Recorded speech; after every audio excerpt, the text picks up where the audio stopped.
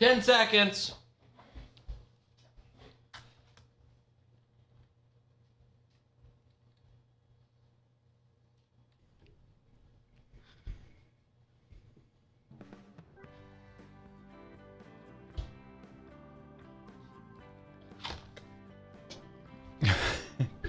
All right, so who won? Camera fun. Who won yesterday's debate? Well, was it undecided voters in Colorado, undecided women voters, or was it the Occupy Wall Street movement? We'll be back in a few minutes to kick off the conversation. That's 515-802-2801. Open Sesame is Des Moines' premier. From the RE/MAX Real Estate Concept Studios, this is Webcast One Live. Ed Fallon here, folks. Gateway Market and Cafe is your locally owned source for specialty groceries. Enjoy chef-crafted, prepared foods, artisan baked goods, organic produce, specialty cheeses, and hand-selected wines and craft beer. Visit the lively cafe for breakfast, lunch, or dinner 7 days a week. Gateway Market is centrally located on the corner of Martin Sit down Luther for King me so I Jr. can see, Parkway though. and Woodland Ave. Stop by or visit www.gatewaymarket.com for more details. That's Gateway Market, folks. Good food, great community. This moment of silence brought to you by Tally's Restaurant Bar and Catering, home of Des Moines' premier rooftop dining experience. Located in the heart of Beaverdale, Tally's offers speedy and affordable rooftop lunch, catering for events both large and small, innovative cuisine, as well as vegetarian and gluten-free menus. Come to Tally's for live music, dry-aged steaks, Sunday brunch, and all-you-can-eat ribs every Monday night. Tally's Restaurant Bar and Catering at 2712 Beaver Avenue. Call 279-2067. That's 279-2067. Tim Reynolds with Reynolds Energy Solutions will give you a comprehensive energy audit that will cost you nothing. Tim will identify the many ways in which you can reduce energy use while saving money. Ed Fallon had Tim over for an audit last month and was amazed at how much energy was going through the roof, the doors, and the windows. So, before the cold winds of winter blow, give Tim a call at 515-802-2801. That's 515-802-2801. Open Sesame is Des Moines' premier Lebanese cafe. This month, Open Sesame is offering an unbeatable lunch special on Monday and Tuesdays. Mention the Fallon Forum when you order anything on Open Sesame's delicious lunch menu and get the second item for half price. That's right, buy one, get one for half price. Open Sesame's pita wraps, salads, soup, and mouth-watering Mideastern specialties will have you and your dining partner coming back again and again. Open Sesame at 313 East Locust Street in Des Moines' historic East Village. From the RE/MAX Real Estate Concept Studios, this is Webcast One Live.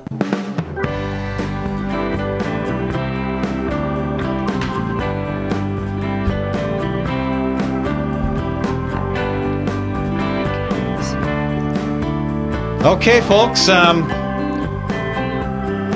am bubbling to talk about the debate. It was interesting, but I have a take on it that I think may be different than what many people have, and it's relevant to the comments made about Wall Street and also the role of undecided women voters, probably nationally, but certainly in Colorado. But we've got some other things to talk about as well.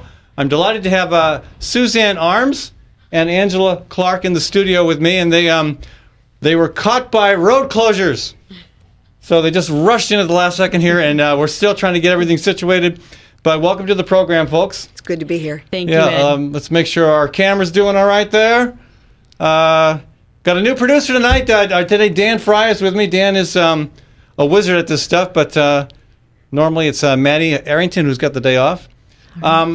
So tell me why you're in town, Suzanne, and what's going on. I'm in town to talk about the importance of the primal period, how we bring humans into the world from preconception to age one, and how that shapes everything that we do in life, why we have so much fear and illness and depression, addiction, anxiety, learning disabilities, child suicide, and why people can't get their act together and support and help in the causes that need to be changed in this country. Okay, now Willow Song, a health clinic that specializes in midwifery care, Yes. is helping to sponsor your visit. Yes, they're bringing me here, and It's very important because the model that they've created is a model of sanctuary for this time in life, which is what shapes the human brain and nervous system and what shapes how we think and behave later in life. And one of the things that concerns me so deeply is that so many people are not involved in helping shift the problems on the planet. And the main reason is they're so busy, mired in the stuff that has resulted from trauma at the beginning of life that was never dealt with. That or the systems of power, whether they be political or media, Feeds are right into controlled it. by entities who do not have That's right. the best interests of most of us in mind. That's right. They're And it interested in feeds profits. right into it. When you have people who are not secure, they're going to be really good consumers. Yeah. So, but your focus. I mean, I'm going to talk later about Wall Street, which I think is part of the bigger problem. But you've got a very specific angle that most people probably don't think about. And the title of I mean, you're going to be here for a series of events. Yes. One is, I think, Friday night. That's the big fundraiser At Jasper from Winery. global to local. Right. And you're also doing an event at the Franklin Library. Yes, on Saturday, and I'm speaking to chiropractors tomorrow and nursing students and college students also tomorrow. Okay. And the focus is on why birth matters. That's right. But in the context of concern in about the context of creating a human being that is not violent, not aggressive, but actually built for peace and creating sustainability and cooperation. And is your position that what actually happens in the 9 months from conception up to delivery is very important in that scenario? It's what happens from, let's say, the 10 months from preconception to birth, and then the year after birth, and the mother-baby bond, and how much we disrupt that system, how much intervention we put in, how much we isolate and stress women, how little support mothers and fathers get in caring for children, and how that leads to the kind of aggression and the greed and the depression and the chronic illness we have in our society. So how does the standard practice of delivering babies rate in your opinion? Well, we're about 46th in the world in terms of one of the worst, and even our maternal mortality, we spend more on birth than any country in the world, and we spend more per capita. Maternal mortality, meaning the death of the mother, Death of the mother, in childbirth. as well as death of babies. Although death of the mother is very uncommon, it's increased with the number of cesareans that we do.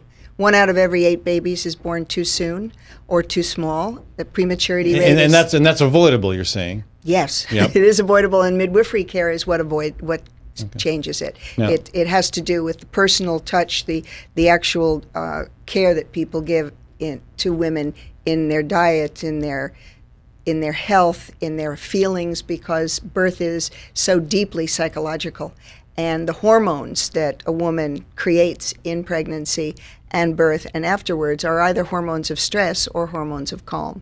And we've created a system of separation and isolation and disconnection that really creates hormones of stress. And what we're doing is hardwiring the brain right from the cells on up, and epigenetics now shows this, that you cannot grow cells or organisms in full health if they are compromised by feeling in a state of threat or defense. Right. And that's what we put mothers and babies through. So that's why I focus on this. I come from the anti-war movement and the Vietnam days and the anti-nuclear movement. I have a long background in these issues. But the more I look at it and the more I continue to study it, the more I see the real issue is what kind of human being are we creating, and can we change that? And we can. And so again, I mean, human beings are very able to adapt to and recover, adapt to environmental changes, to recover from things that damage us, but only to a certain extent. There are certain Only things to a that can certain have an extent. impact on us that will affect us for the rest of our lives. That's right. And your contention is that some of the standard practices used in delivery affect not just the mother, but affect the child as well. Right. So it's not just induced labor and epidurals and cesareans and scheduled cesareans, but it's bottle feeding, it's telling people not to sleep with their babies, it's having women go back to work within just a few weeks after birth. When I was a nursing school teacher, you could not put a child in public daycare till 2.5 years of age. Today, women are having to place children in full-time daycare at 3 weeks. I thought the Family and Medical Leave Act provided a little bit more. It's unpaid, and it's Okay. 12 weeks. And Okay. breastfeeding isn't even fully established till 3 months. So it's what we do is about the worst in the world. And actually, Well, 46th, according to what your Statsa, yeah. Okay. Yeah, and in terms of how we rank with the rest of the world, we are among 3 countries in the world that don't require full maternity leave for all women, regardless of where they work. Right. And one is a small country in in Africa, and the other is Papua New Guinea. Wow. I mean, it's just atrocious. No, So no. you know, we're just placing stress upon stress upon stress on top of environmental pollution and on top of the toxic load that babies already can't handle and that mothers can't handle. So what I'm looking at is the mother baby as the biological system that needs to be protected, supported, and cared for. And that's what the midwife model of care does. And that's what Willow Song's all about. And Des Moines is really lucky to have an organization that's creating a birth center, doing home births, creating support for mothers and fathers after birth, and supporting breastfeeding. It's just critically important. And we unfortunately we have kind of a conflict here in the state. Maybe you know more about this, Angela. It's not the hospitals and the hospital association and those lobbying on behalf of the hospitals. And this is not a blanket criticism of the hospitals either. I've had instances where I've received the appropriate care I needed for injuries I had there. But there is a conflict between the midwife community and the major hospitals that keep. I'm not as up to speed on it as I used to be when I was a state lawmaker. But I remember there's been quite, and I believe it's an ongoing battle over what is the appropriate interface between the hospitals and those who want to deliver their babies at home or at a midwife. Well, what really needs to happen is that there needs to be continuity of care, and hospitals need to be organized around the mother-baby unit and not separating them and not stressing them, having all intensive care cared for as a mother-baby, as a pair, instead of separating them as a unit, and creating sanctuaries for births. This can occur in any environment. Hospitals are very valuable. Physicians are very valuable. So we're not talking about going back to a time without hospitals or doctors. What we're talking about is the fact that birth is a physiological, psychological, social process that is deeply affected by how much respect a woman has, how much privacy she has, how much support she has, and it's not supported by an 8-hour shift system of strangers, and it's not supported by inducing labor and telling women that the drugs they're going to give are not going to get to their baby. Because, in fact, babies get drugs in the direct proportion of their weight to the mother. So 10 times the amount of whatever drug a mother gets goes to her baby. And it takes 4 to 6 weeks to get out of a baby's system because it's not physiologically well developed. And Angela, how would you characterize the situation right now between Iowa's hospitals and the midwife community? Well, I think that this is a big critical time for the conversation to continue to grow. It hasn't been the healthiest in the past, but that's what Suzanne can bring to the table is a new conversation, new ideas, and start that dialogue. And some Methodist has a midwife unit as part of the hospital, but not Mercy. Right, but not Mercy. So there's already been, some dialogue happening, and the Iowa Birth Activists are hosting 2 community forums on Saturday, one at the Franklin Avenue Library and the other one at Trinity Methodist Church. Where I'll be speaking. Right. So, and there's a panel of people, from the community that will be facilitating the conversation as well. So that's where this is such a critical, conversation to be having in the community. And it doesn't, my children are gone from the home now, and I didn't follow this model of, so there's a bunch of healing that can happen for those of us that didn't experience this kind of birth. Some of that can be picked up at and some of that can meetings, be picked up. Exactly. There's no doubt about it. But what we're looking at is what the science of epigenetics now shows. And this is solid evidence in scientific community and solid evidence in attachment and attachment disorders. And our society is having larger and larger numbers of attachment issues leading directly to learning ability disabilities, leading to early addictions, depression, anxiety. You see the number of children on drugs right now. Yeah. We're giving kids adult medications. We have no idea what they do to adults. We're giving them to children because they're not being breastfed, because mothers are going back to work, and families are told not to sleep with their babies. So basically the system is set up to create competitive, aggressive human beings. But hasn't it gotten better? I mean, when I was, I've never delivered a baby. Obviously. But you were born. I was born. But I've been an active participant at 2 deliveries, my kids, and both of those were 20-hour ordeals. I was sent home actually at one point by the doctor because I looked worse than my wife. You look horrible. Go home. She looks fine. And then I helped at a delivery, a home delivery, years ago before it was even as common as it is now. But I think about how I was delivered. I mean, my mom was knocked out. My dad was sent to the bar. That's where he was supposed to be, at the bar, not in the hospital, getting in the way, not being squeamish at the sight of blood and whatnot. My mom was on major drugs. I have no idea what else happened. When I was born, though, you were probably bottle fed. Bottle fed, taken away. Maybe if I can blame all my problems on that, I would love to do that. But you were saying, haven't things gotten better? They have gotten better compared to that. Better for a small number of people. They're getting much better. But as we understand more and more about what it takes to grow a healthy human being, we're seeing that the stresses that are being placed on human beings right from the start are much greater than they were 30, 40, 50 years ago. Environmental stresses, workplace stresses, economic stresses, for those who are non-white, racist stresses. We have studies that actually show racism as a direct cause of infant mortality, because birth is a psychological, physiological, spiritual, social, sexual process. And the stresses cause women to release hormones that are hormones of stress, just as if she was living in a settlement camp in another country, or she was under actual physical fire in war.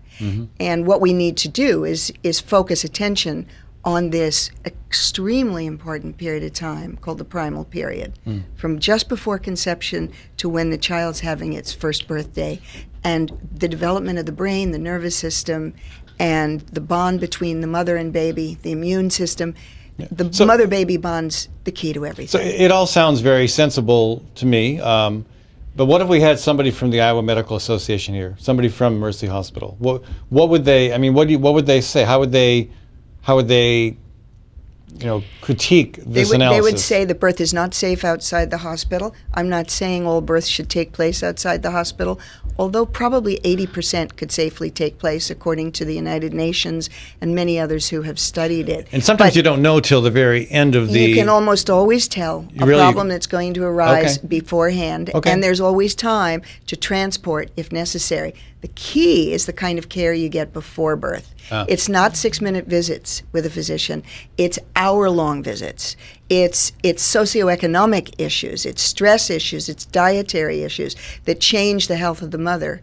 And the key is how healthy a woman is when she arrives at the start of labor. And then what is done to make sure that the environment and everybody who speaks to her and everything that's done to her and for her is done that supports the natural biological process. And this, unfortunately, isn't understood in the medical community because they're not trained in it. They're trained in catastrophic complications and drugs and surgery. Obstetricians are specialists in drugs and surgery, and it's wonderful that we have them. But midwives are specialists in the normal and how to prevent problems. Yeah, and to some extent, this might be an issue of turf. It's a huge turf issue. I mean, hospitals have a business to. I mean, I know Mercy is technically a nonprofit, but who are we kidding? And then and organizations, whether they be businesses or nonprofits, want to protect what they have. You see it all the time in all sorts of spheres of existence. So and there's also ego issues. If you tell a physician that a midwife with 3 years of training is capable of doing what he did, and he had 7 years medical school and 3 years of residency, for many people that feels like a complete invalidation of who they are. Devaluing a very, very expensive education. That's right. So the real issue is appropriate use of resources. And physicians and hospitals are precious resources that should be used when needed and carefully as backup in the service of the biological, physiological process. And the midwife model of care belongs at the center of every hospital, as well as in birth centers and home birth. So what I see with Willow Song is it's planting an important seed in Des Moines, and it's very, very special that it's here. And I'm hoping that people really understand that whether they were born 50 years ago or never had children or never planned to, that birth is an issue that shaped them. All right. I've got to run to a break. Suzanne Arms, thank you so much for joining us. And Angela, just a brief recap. If folks want to be a part of this dialogue further, this coming weekend, what do they do? Well, on the healingpassages.org website, there are full details about all of the different events that are open to the public. Healingpassages.org. Healingpassages.org. Okay. And you can buy your ticket to the gala fundraiser, which is tomorrow night, and anybody is welcome to come to that. And that would be a great way to get involved with the community. At 6 p.m. at the Jasper Winery? 6 p.m. at the Jasper Winery. What's the cost for... The cost of a ticket is $35, and you can also go to Midwest Tix and get that ticket, but there's a link on the healingpassages.org.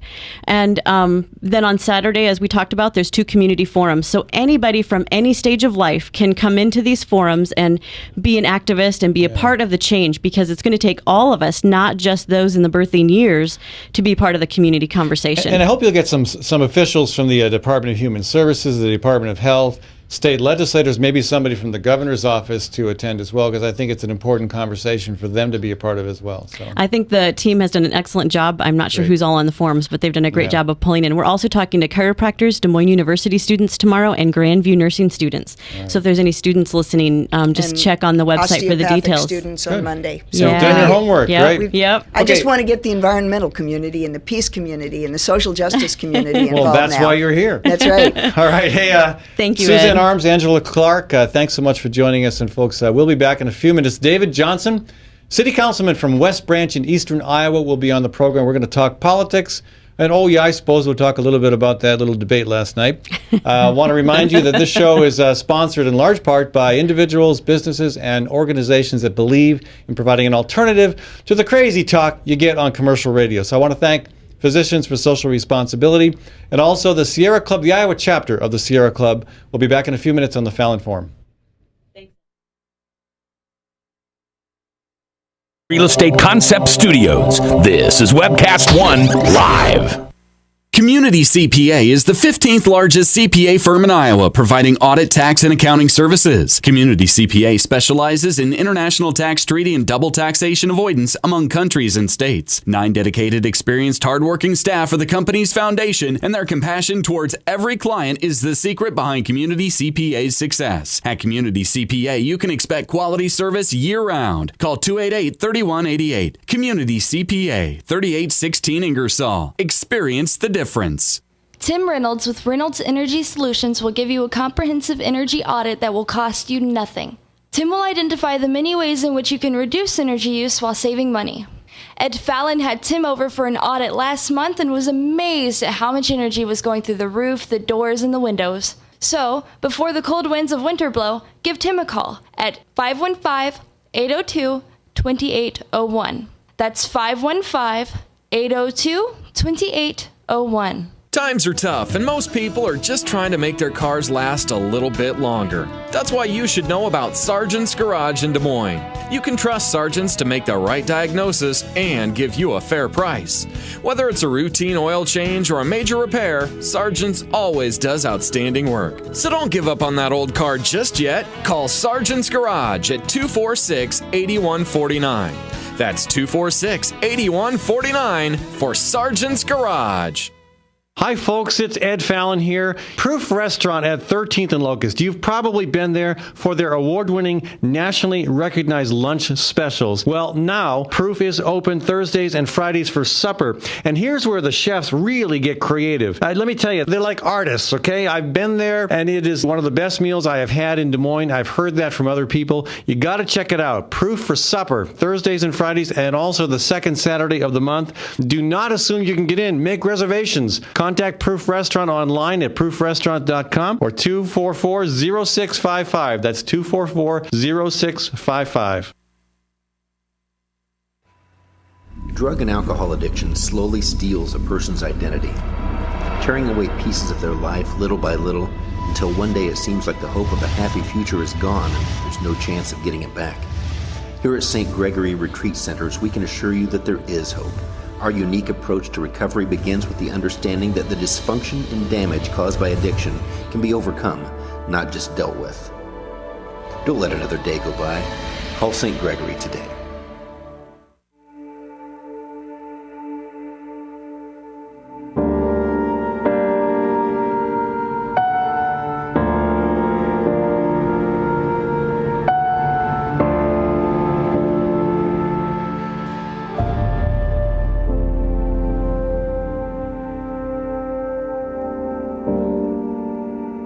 There is hope.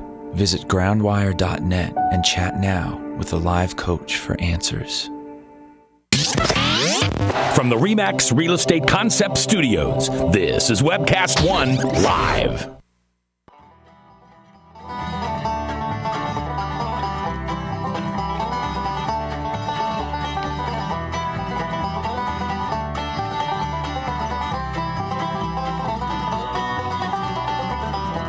Hi, folks, and we are back to the conversation here on the Fallon Forum.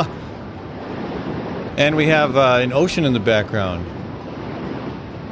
Dan, are we on the ocean? What is that awful noise? Hey, hello, David Johnson's with us.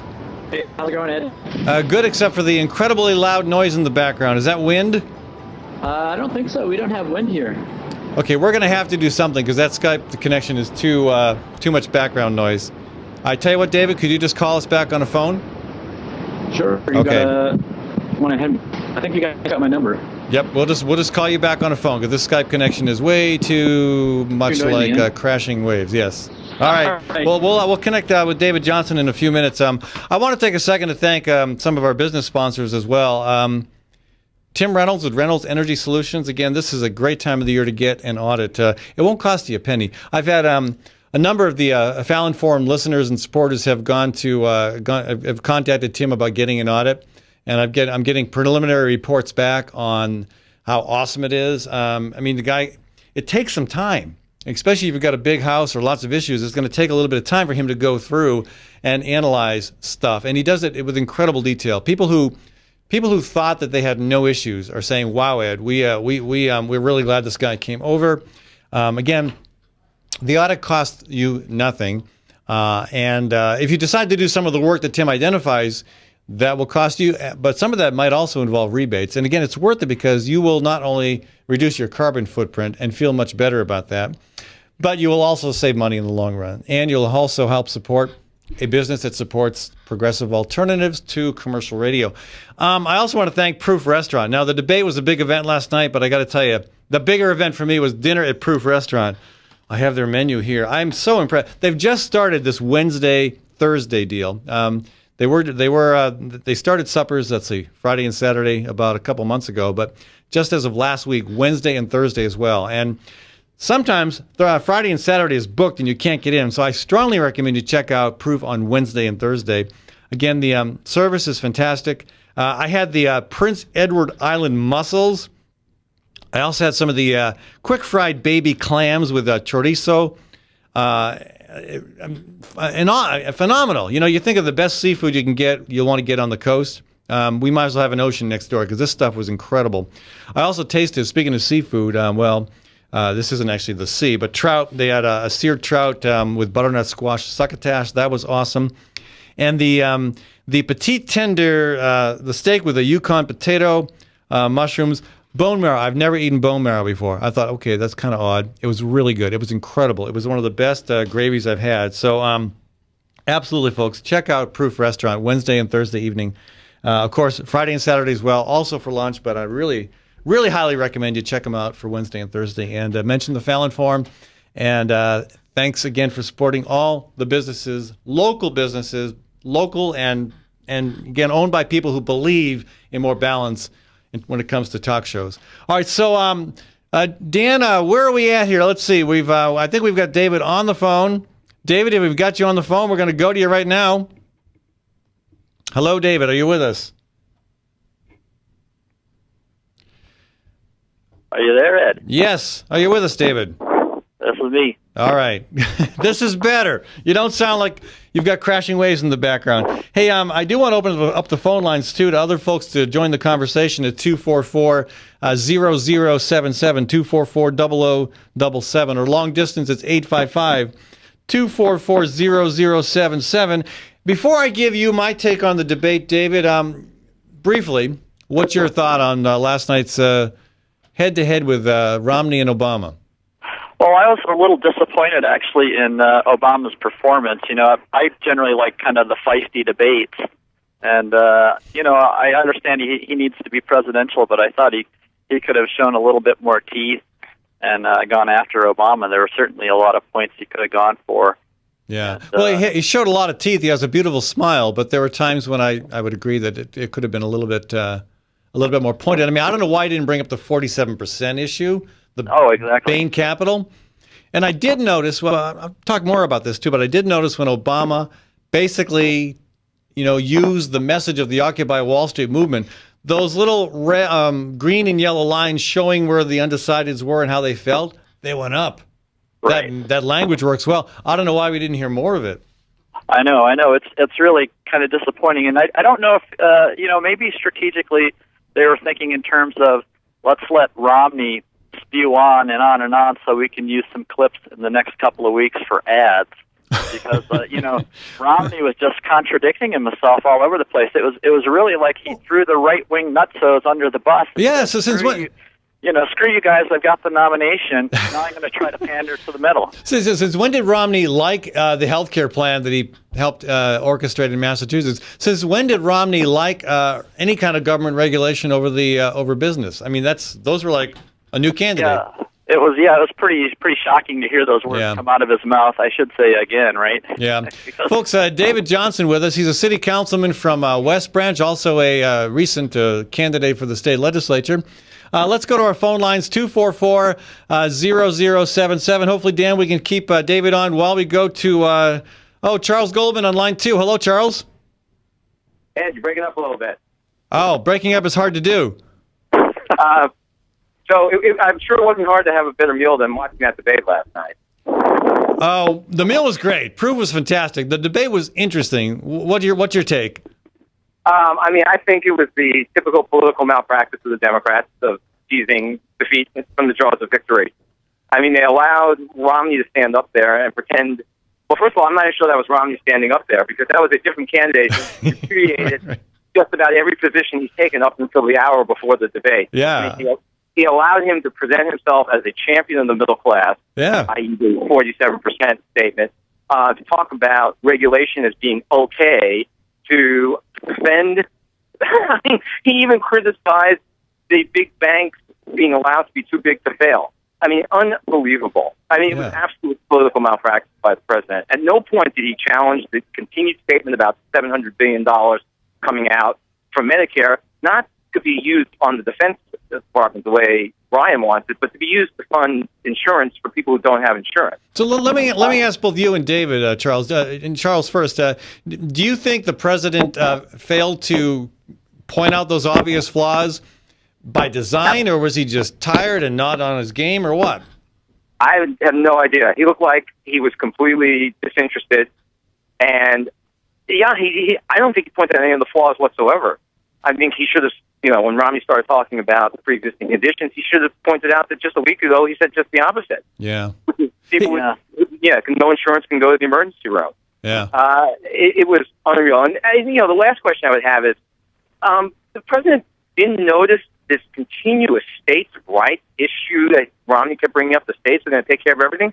Why didn't the president say, well, the last time we let the states' rights issue come up, we had a civil war, and states' rights for women is going to be a disaster. I mean, what's going to happen to abortion rights? What's going to happen to contraceptive rights when the states make that decision? What's going to happen to immigrants' rights and other minority rights when states make that decision? I mean, it's just ludicrous. Well, you'll have what we have in education. We'll have quite a diversity, and to some extent, that's sort of you could argue the market at work in the public sector, and I'm not sure you want that all the time, but it's really. I mean, maybe Obama simply wished he was out celebrating his anniversary with Michelle at Proof Restaurant in downtown Des Moines. I don't know. Talk about a shameless plug. Dave, what's your take, David, on that issue? Well, as to whether or not his performance was intentional or not, I'm not sure. I remember early on in the 2008 debates, or even into 2007 pre-primary, very early on, Obama was not a great debater. And it wasn't until after several debates had gone through and it was really whittled down to between him and Hillary Clinton that he really got onto his game. And I think some of that had to do with what happened last night. He hasn't had to debate in a hell of a long time. Yeah, you can be a great public speaker, but not a great debater. And I think people sometimes mix those up. But Ed, I would ask David. He allowed candidate Romney to call him a liar because that statement about his 5 sons he was calling the president a liar. And he then turned around and allowed him to call him a crook in the statement at the end, where the $90 billion that went to green enterprises was sold out to his patrons. You know, and I'm sorry, you may be the worst debater in the world. So, Charles, are you going to switch? You think you'll vote for Romney now, or what? No, of course not, because it's unbelievable. I mean, basically, as Chris Hayes said last night on MSNBC, Romney basically decided he's lopping off the entire right wing, which is, of course, the entirety of the Republican Party, and run to the center when he's got a 60 million person audience. Because that's what he did last night. He repudiated every one of his right-wing extreme positions and sounds just like a, moderate version of Obama. And that's not surprising. What's really shocking is that Obama let him get away with it. Exactly. Yeah. Well, some of the technique, though, is to, if you go ahead and if Obama were to refute some of this stuff, then it generally sticks in the mind of the press more. But the thing with the spending $40 billion on green subsidies, in my mind, that's actually a good thing. And I'm kind of, if you are going to spend subsidies on energy companies, I'd sure as hell rather they be spending it on solar and wind than these idiots over at Exxon, Yeah. So maybe that was intentional. Yeah, David's absolutely right, but he didn't get that point across either. He didn't get a point across that the subsidies that the large energy companies get now don't just consist of these tax breaks. They consist of a military, which costs us $700 billion a year to protect access to these companies. Yeah, and Obama let it go when Romney said that we've spent more in the last 50 years on we've spent the equivalent of the subsidies for oil over the last 50 years just in one go with so-called green energy. I don't even know where he got that number from, but gosh, that cannot be credible even in the slightest bit. Because he multiplied $2.8 billion by 50, which comes out to a little bit over $100 billion. So it was a pathetic performance. Yeah. The only thing I agree with David is there's certainly a lot of material for some good ads, because they should just go with the Republican playbook, the Kerry flip-flopper thing. Put screen Romney last night with what he said the week before, and ask the American people. They shouldn't have to pay for that. They could have had that last night if the president was awake. Yeah. Right.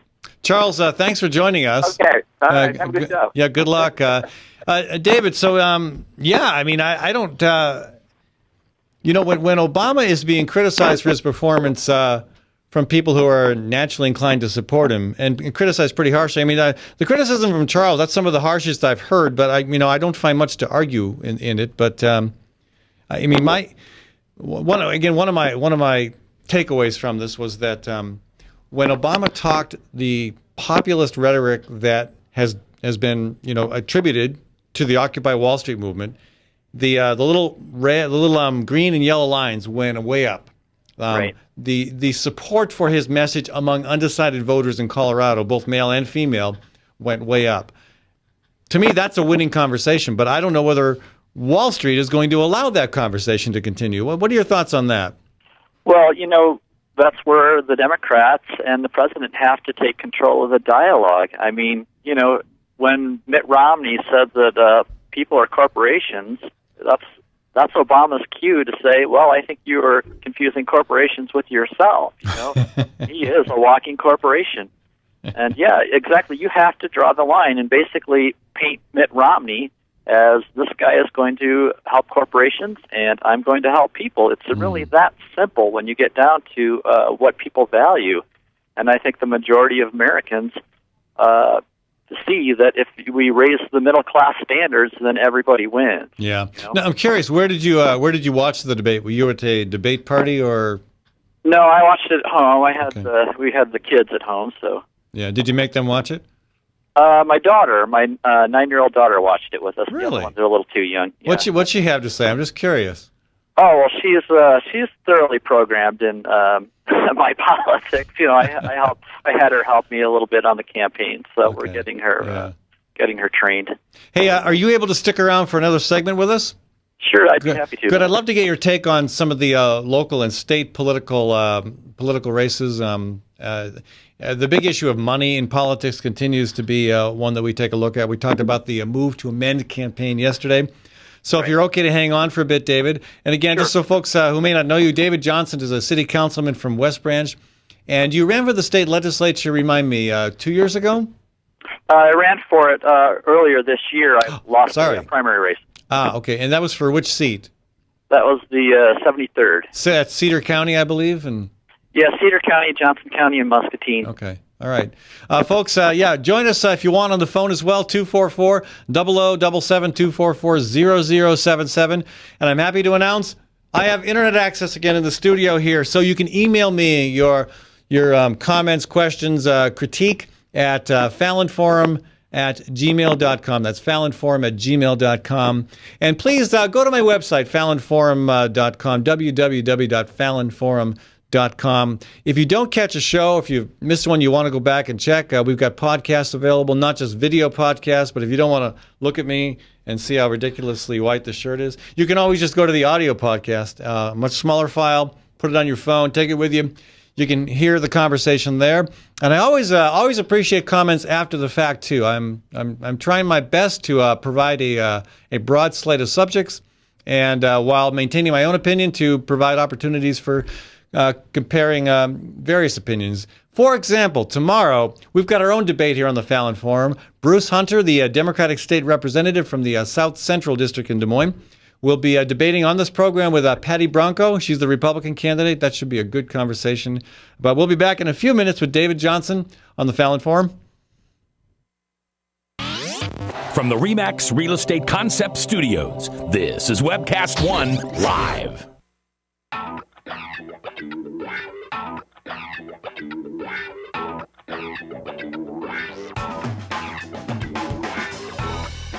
Well, good morning. This is the 7th of June in the Lord's year 2010, and this is day 1 of WebcastOneLive.com. We will begin with Max World Live with my special guest, Tom Coates. In just a minute, there's Tom. Wait. Howdy.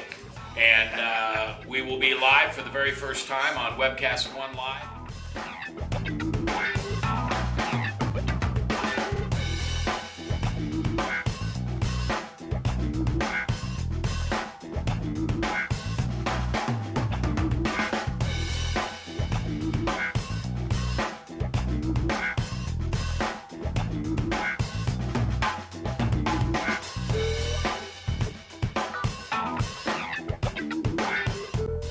Someday we're going to look back on this and say, gosh, remember that old day in history? Wonder where Walter Cronkite was. He must have been around hanging there too. But actually, it's the beginning of Webcast One Live. And thank you for listening. Thanks, Rob Spearman, and everybody who's put together this project together. And we're ready to go live now. So thanks for listening to MaxWorldLive.com.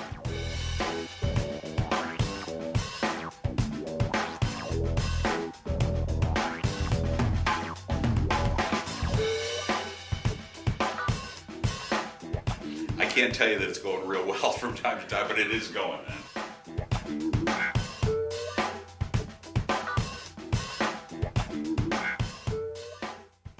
Hi folks, Ed Fallon here. When it is time to entertain, think of Gateway Market. Let them handle the details. Gateway offers a wide variety of stress-free options like cut-to-order cheese and charcuterie. There's a delicious olive bar and a wide variety of chef-prepared dips and spreads. Or let the catering team take care of the entire event, right down to the wine and beer pairings. The expert floral designers can even customize the perfect centerpieces. So stop by or visit Gateway Market for more information. Gateway is at Woodland and ML King in downtown Des Moines. Good food, great entertaining. Nestled in the heart of downtown, Ritual Cafe is one of Des Moines' most unique places, offering a wide variety of coffee and tea. Ritual Cafe also serves the only all-vegetarian menu in town. And Ritual Cafe is a cultural hub for artists and musicians, with a performance stage hosting local, national, and international talent. Make Ritual Cafe a part of your daily ritual. On 13th Street between Locust and Grand in downtown Des Moines. And check out ritualcafe.com. With warm weather finally here, it's time to think about upgrading the efficiency of your furnace and air conditioner. Leonard Tinker Heating and Cooling has provided honest, competent service for over 20 years. Whether it's your home or business, for repair work or to install a more energy-efficient furnace or air conditioner, call Leonard Tinker at 263-0422. That's 263-0422. For honest, competent heating and cooling service, call Leonard Tinker at 263-0422. I love driving to Newton to see the races. Me too, but I only have to drive across town. You live in Newton? Yep, Newton's got small town charm and it's close to Des Moines. I love the safe, friendly neighborhoods and family-owned businesses. And Newton's wind energy industry is really taking off. How'd you find your home? Dan Kelly with First Choice Realty. And Dan helped me find my office too. Next time, instead of just speeding by, I'll stop in and check out Newton. Why don't you check out Newton? Call Dan Kelly at 641-521-9260 or Dan Kelly at mchsi.com. From the RE/MAX Real Estate Concept Studios, this is Webcast One Live.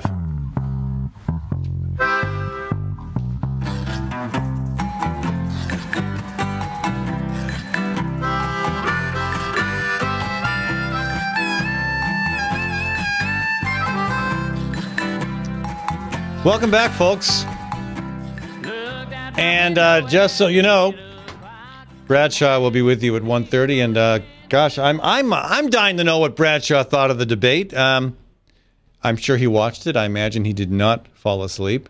I had the pleasure of watching it with Frankie Mink and his family.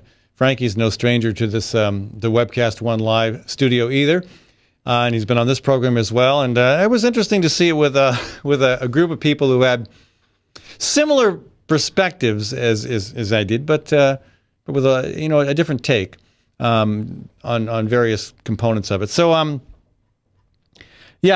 moving on from the debate, because there will be more opportunities to talk debates, and I think anybody who is inclined not to want Mitt Romney as president is kind of hoping that the next one goes better for Barack Obama.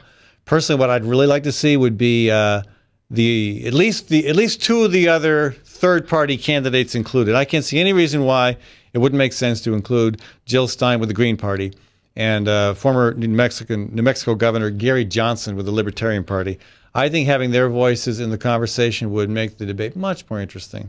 I think it would have made it more interesting last night, and I doubt that the corporate media and the corporate sponsors of the two parties are going to allow that. But beyond that, we've got plenty of stuff to think about here in Iowa besides the presidential election. And again, I know Iowa is still regarded as a swing state, leaning Obama, but we'll see. Maybe it's leaning Obama less than it was yesterday. Anyway, David Johnson's with us. David is a city councilman from West Branch. David, welcome back to the program. Thank you. So, again, lots of things up for grabs here in Iowa as well in less than a month. Well, actually, just over a month. We've got the four congressional races, and control of the Iowa House and Senate as well. You're in a district that is fairly competitive, right. And you ran in the primary, didn't quite Correct. pull it off. But what's the status of that? How's that race looking? Just as maybe one example of what we can, learn about the battle for the State House across Iowa. Well, for the 73rd district, the real battle has always been in Cedar County for the general election. Cedar County makes up about 60% of the electorate. So now, after the redistricting, this used to be a Republican stronghold, the 73rd district. Mm-hmm. But after the redistricting, we got much more of Johnson County into that district. How much of Johnson County? Right, and it's the northern part of Johnson County, near Solon. So not Iowa City at all, but then what's called the North Corridor. Correct, exactly. Yeah. And okay. that tipped the scale slightly. So we went from a Republican lead to a slight advantage with the Democrats now of about 800 registered voters. Now, isn't a former legislator's son running in that seat on the Republican side? That's correct. Bobby Kaufman, who is the son of Jeff Kaufman, is running. And right. But the numbers, by looking at the previous races, the Democrat, Dick Schwab, really needs to get at least 46% of Cedar County to pull this off. There's no question who's going to win Johnson County, and there's no question who's going to win Muscatine County, but Cedar County is the big question mark. And again, to be clear, the Democratic candidate will most certainly win the portion of Johnson County in the district, and the Republican candidate will win the Muscatine portion, correct? Absolutely. Okay. The Democrat will probably win Johnson County with 62%. And the Republican will probably win Muscatine County with 68% if the numbers pan out like they always have. Wow.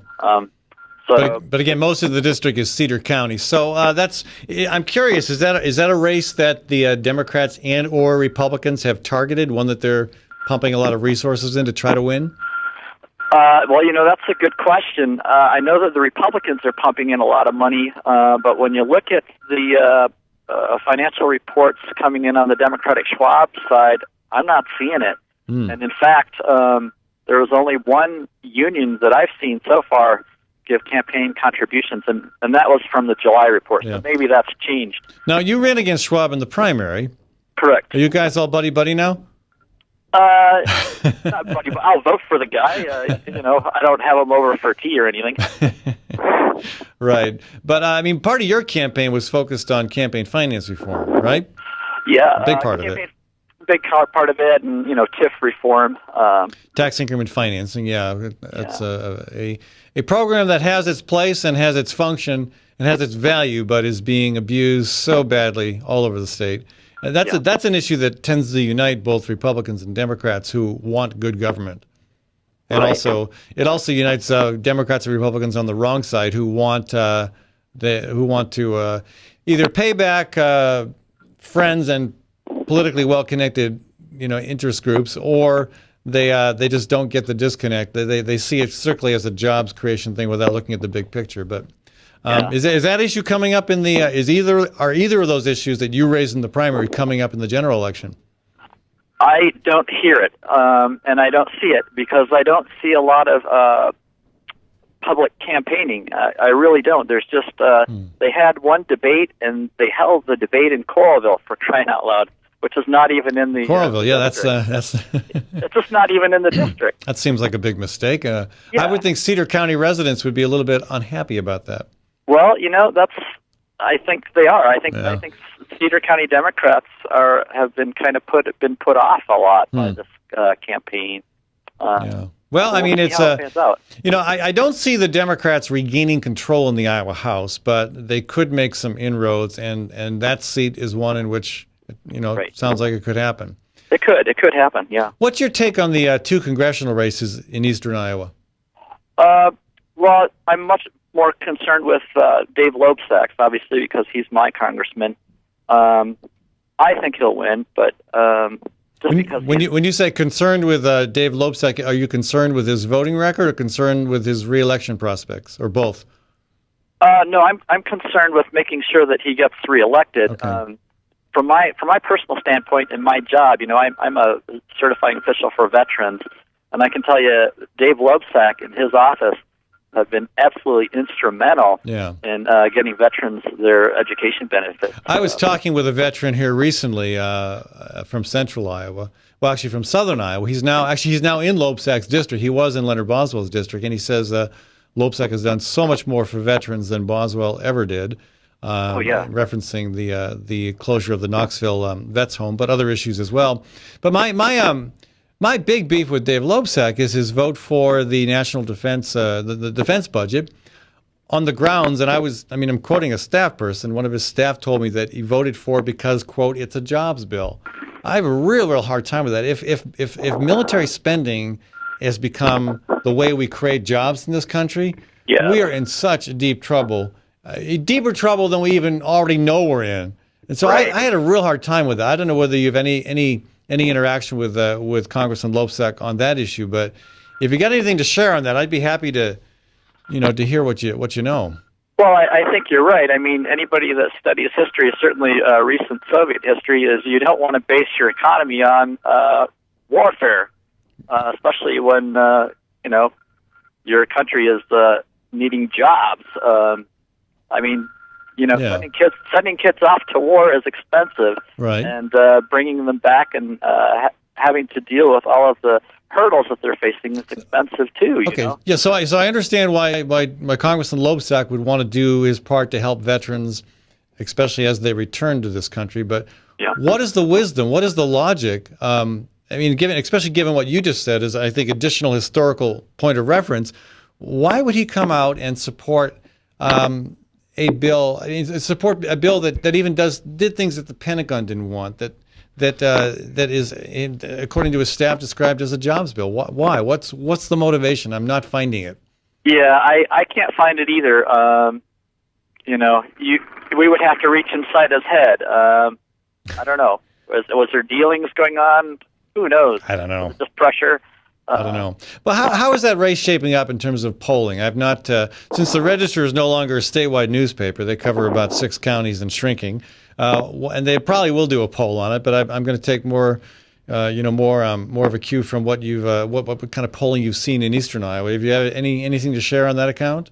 I haven't seen any polling at all, which has really been quite surprising. I thought, after the June primaries, that we would start seeing polling coming out. Yeah. And if it's coming out, then they aren't getting it out into the public, and I'm not seeing it. Now, I know it's not your district, but it's just a county away, the Bruce Braley's congressional district. Are you tracking much of what's going on in that race? I haven't really. No, I've really been I've been trying to stick local because I think that's where I can help out the most. Yeah. Yeah, and I think very highly of Congressman Braley. I think he is to Senator Harkin, the best political leader we've seen in this state for a long time at a higher level of office. So I know he had a very, very tight election last time. I can't remember how many votes it was, but it was very, very few. And the same opponent this time around. I don't know whether there will be quote coattails from Obama, but I think anybody who wants a very an independent-minded vote. I mean, Braley has spoken his mind. He's been out in front on a lot of issues. He's been very much a populist, and I think I would be very disappointed if he did not achieve re-election. And again, I know he's got a tight race. So now, did he lose ground during the redistricting? I don't quite know how that panned out. I haven't analyzed those numbers. I think it's actually a slightly better district, but I could be wrong on that. Yeah. I know Congressman Boswell had picked up a much more difficult district, the same district pretty much that Neil Smith lost back in 1994, and I've shared my impressions of that race. I may do it again, but not today. So, well, that's your politician, Ed. You're always a politician. Well, I don't know. They say that it's not possible to speak one's mind in politics all the time. I beg to differ. I think it's important to do that. I think America needs people who will speak their mind, and I'm appreciative that you have done so as well. Last time you were on the show, David, I got flack for even having you on the show because of your comments about money and politics in Johnson County. So there, see, I don't need to. I don't need help getting in trouble, but I guess I should say thank you for your contribution.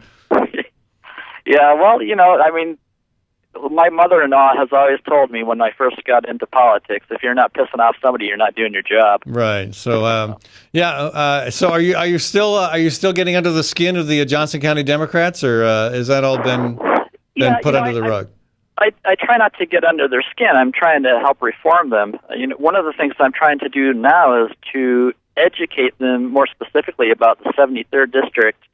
If we lose this race in the 73rd district, I'm hopeful that the people that put Schwab up to this race sit down with the Democratic Central Committee out of Cedar County and have a discussion on why they lost. Yeah. If they do lose. So David, I have lots of fond memories of campaigning in Cedar County when I ran for governor, and I will share with you the fondest of those memories. For some reason, the Cedar County Democrats, or some people involved with that organization, wanted me to come to the county fair and enter the cow milking contest. Now, unlike most urban legislators, I've actually milked cows, and not just once. I milked them a lot when I was in Ireland as a kid, and in my teens, and even in my 20s. Cow milking in Ireland was pretty primitive, not too many years ago. It was something it did by hand. So I thought, well, I can take a shot at this. They wanted me to milk a milk-off against Representative Jim Hahn from Muscatine County. Right. So we both have pretty big hands. But I wasn't worried about that. But they gave me a cow that was dry. That was a mean trick. You can't. And I knew it was dry. You can't. So I was not happy with the Cedar County Fair officials who gave me a dry cow, causing me to lose to Jim Hahn. Yeah. Anyway, I think they call that one Milkgate, right? Milkgate. There you go. David, thanks so much for joining us. And if folks want to get in touch with you, David, what do they do? Well, they can. You could call me. How about that? All right. That's a novel idea. 319? 325 325-1270. 325-1270. Yeah. All right. David Johnson, folks, thanks so much for joining us, David. Good luck with your work. Folks, we'll be back tomorrow with a debate between Bruce Hunter and Patty Bronco, candidates for a House district here in Des Moines. Bruce is the Democratic incumbent, Republican challenger Patty Bronco. They take off the gloves and we go at it with civility and decorum. Here tomorrow on the Fallon Forum. Leach, owner and general manager of Service Legends. I brought along a couple of the home comfort heroes. Hi, I'm Tammy Wells. I am Nick Wondershot. I'm administrative manager. I'm the senior technician from Service Legends. It seems like every good thing, when you feel it to the bone that it's good, there's a lot of hard work put behind it. I don't think that you can fake it and have it turn out good. You know, if we seem like, okay, that's just weird, it's just a furnace, why would you believe so deeply in a furnace? It's not just that, you know, we want to show the world that you can have good service. Yeah, I mean, it's got to be, it's your home. You know, it's built into our daily trainings, it's built into our culture, that we're going to do whatever it takes to have each client say they love us, period. That's why we spend all the hours in the training that we do. And if we guarantee it's going to be a good experience for you,